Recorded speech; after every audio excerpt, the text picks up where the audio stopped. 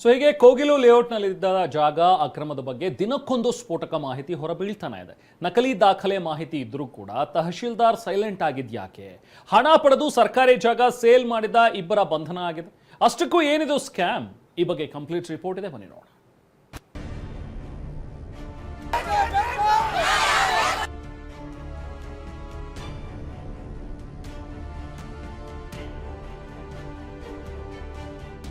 ಕೋಗಿಲು ಒತ್ತುವರಿ ತೆರವು ಕೇಸ್, ಸ್ಫೋಟಕ ಮಾಹಿತಿ ಬಹಿರಂಗ. ಸೆಕೆಂಡ್ ಹ್ಯಾಂಡ್ ಶೀಟ್ ತಗೊಳ್ಳೋದಕ್ಕೆ ವಿಜಯ್ ಅವ್ರಿಗೆ ಸ್ವಲ್ಪ ಕೊಟ್ಟಿದ್ದೆ ಅಂತ ನಾನು ಹೇಳಿದೆ. ನಕಲಿ ದಾಖಲೆ ಮಾಹಿತಿ ಇದ್ರೂ ತಹಶೀಲ್ದಾರ್ ಸೈಲೆಂಟ್ ಆಗಿದ್ಯಾಕೆ? ನಾವು ಫಕೀರ್ ಲೇಔಟ್ ಅವರು 40 ಜನ ಇದ್ದಾರೆ. ಒಂದು 3-4 ಜನ ಬಂದಿದ್ದಾರೆ. ಹಣ ಪಡೆದು ಸರ್ಕಾರಿ ಜಾಗ ಸೇಲ್, ಇಬ್ಬರ ಬಂಧನ, ತನಿಖೆ.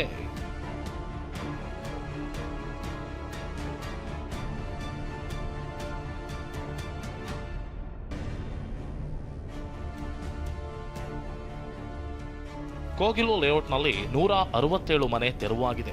ಪಕ್ಕಾ ದಾಖಲೆ ಪರಿಶೀಲಿಸಿ ನಿರಾಶ್ರಿತರಿಗೆ ಮನೆ ಕೊಡೋ ಕೆಲಸನೂ ಆಗ್ತಿದೆ. ಆದರೆ ಇದೀಗ ತನಿಖೆ ವೇಳೆ ಬೆಚ್ಚಿ ಬೀಳಿಸೋ ಸ್ಫೋಟಕ ಸಂಗತಿಗಳು ಬಯಲಾಗ್ತಿದೆ. ಸರ್ಕಾರಿ ಜಮೀನನ್ನೇ ಮುಂದಕ್ಕಿಟ್ಟುಕೊಂಡು ದುರುಳರು ಅಕ್ರಮ ನಡೆಸಿರೋದು ಗೊತ್ತಾಗಿದೆ. ಬಡ ಜನರಿಂದಲೇ ಲಕ್ಷ ಹಣ ಪಡೆದು ಸರ್ಕಾರಿ ಜಾಗ ಸೇಲ್ ಮಾಡಿರೋ ವಿಚಾರ ನಿಜಕ್ಕೂ ಆಘಾತಕಾರಿಯಾಗಿದೆ. ಇದರಲ್ಲಿ ಯಲಹಂಕದ ತಹಶೀಲ್ದಾರ್ ಹೆಸರು ಕೂಡ ಕೇಳಿ ಬಂದಿದೆ.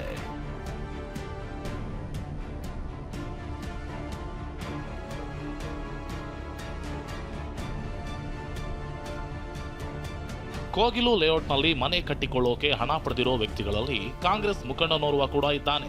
ಅಕ್ರಮ ಎಸಗಿರೋ 4 ವಿರುದ್ಧ ಎಫ್ಐಆರ್ ದಾಖಲಾಗಿದೆ. A1 Vijay, A2 Wasim, A3 ಮುನಿಯಂಜಿನಪ್ಪ, A4 robin ವಿರುದ್ಧ ಕೇಸ್ ಕೂಡ ದಾಖಲಾಗಿದೆ. ಇಬ್ಬರನ್ನ ಬಂಧಿಸಿ ತನಿಖೆ ಮಾಡಲಾಗ್ತಿದೆ. ಹೆಚ್ಚಿನ ವಿಚಾರಣೆಗಾಗಿ 14 ದಿನಗಳ ಕಾಲ ಕಸ್ಟಡಿಗೆ ಪಡೆಯಲಾಗಿದೆ. ನಾಪತ್ತೆಯಾಗಿರೋ ಉಳಿದ 2 ಆರೋಪಿಗಳಿಗಾಗಿಯೂ ಹುಡುಕಾಟ ನಡೆಸಲಾಗ್ತಿದೆ.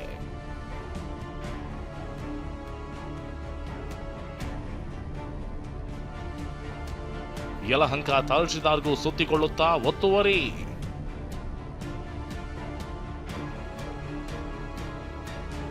ಕೋಗಿಲು ಲೇಔಟ್ನಲ್ಲಿನ ಸರ್ಕಾರಿ ಜಮೀನು ಕಬಳಿಕೆ ಪ್ರಕರಣದ ತನಿಖೆ ಮತ್ತಷ್ಟು ಚುರುಕುಗೊಂಡಿದೆ. ಯಲಹಂಕದ ತಹಶೀಲ್ದಾರ್ ಹೆಸರು ಕೂಡ ಕೇಳಿ ಬರ್ತಿದೆ. ತಹಶೀಲ್ದಾರ್ಗೂ ಅಕ್ರಮಕ್ಕೂ ಏನ್ ಸಂಬಂಧ ಅನ್ನೋ ಎಕ್ಸ್ಕ್ಲೂಸಿವ್ ಮಾಹಿತಿಯನ್ನೇ ಹೇಳ್ತೀವಿ ನೋಡಿ.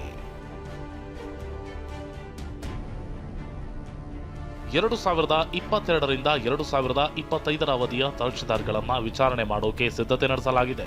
ಅಕ್ರಮದ ವೇಳೆ ನಕಲಿ ದಾಖಲೆ ಬಗ್ಗೆ ಮಾಹಿತಿ ಇದ್ರೂ ತಹಶೀಲ್ದಾರ್ ಕ್ರಮ ಕೈಗೊಂಡಿಲ್ಲ ಅನ್ನೋ ಆರೋಪವಿದೆ. ಜಾಗವನ್ನ ಸರ್ಕಾರದ್ದು ಅಂತ ತಹಶೀಲ್ದಾರ್ ಘೋಷಣೆಯೂ ಮಾಡಿರಲಿಲ್ಲ ಎನ್ನಲಾಗ್ತಿದೆ. ಸ್ಥಳೀಯ ಠಾಣೆಗೂ ದೂರು ಕೊಟ್ಟಿಲ್ಲ ಅನ್ನೋ ಆರೋಪ ಕೇಳಿ ಬಂದಿದೆ. ಹೀಗಾಗಿ ಸಾಕ್ಷ್ಯಾಧಾರಗಳ ಮೇಲೆ ಈ ಹಿಂದೆ ಯಾವ ತಹಶೀಲ್ದಾರ್ ಇದ್ರು ಅಂತ ವಿಚಾರಣೆಗೆ ಪೊಲೀಸರು ತಯಾರಿ ಮಾಡಿಕೊಳ್ತಿದ್ದಾರೆ.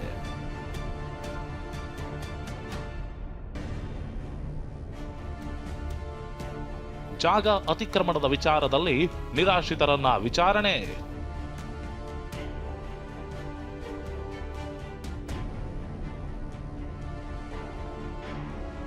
ಮತ್ತೊಂದು ಕಡೆ ಕೋಗಿಲು ಲೇಔಟ್ನ 20ಕ್ಕೂ ಹೆಚ್ಚು ನಿವಾಸಿಗಳನ್ನ ಪೊಲೀಸರು ವಿಚಾರಣೆ ನಡೆಸಿದ್ದಾರೆ. ಯಾವಾಗ ಬಂದಿದ್ರಿ, ಯಾರಿಗೆ ಎಷ್ಟು ದುಡ್ಡು ಕೊಟ್ಟಿದ್ರಿ, ಕರೆಂಟ್ ಹೇಗೆ ಬಂತು ಅಂತೆಲ್ಲ ವಿಚಾರಣೆ ನಡೆಸಿ ಮಾಹಿತಿ ಸಂಗ್ರಹಿಸಿದ್ದಾರೆ. ಮೂಲ ಆರೋಪಿಗಳು ಯಾರೆಂದು ಪೊಲೀಸರು ತನಿಖೆ ಮಾಡ್ತಿದ್ದಾರೆ.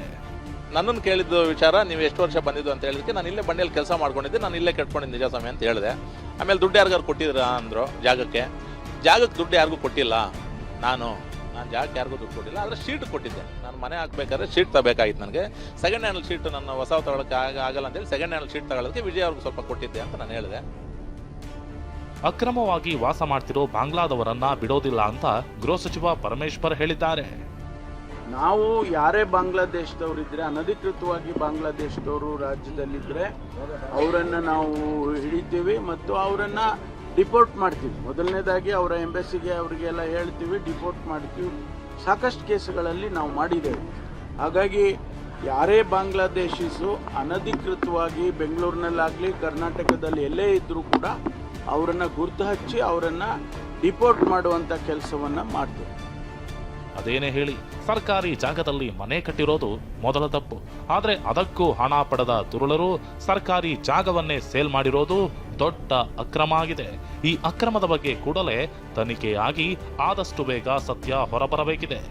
Bureau report, TV9.